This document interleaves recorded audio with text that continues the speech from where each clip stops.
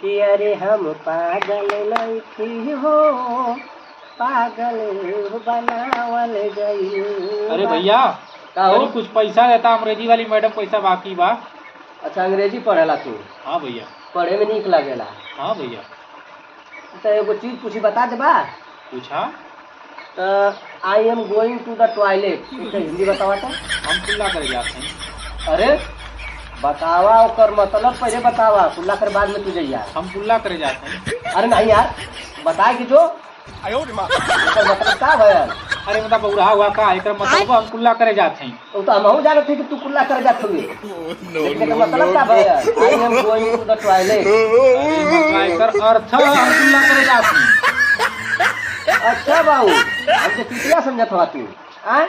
ये कोई चीज का मतलब पता ना है, कहत हुआ कि फीस देवे के है, फीस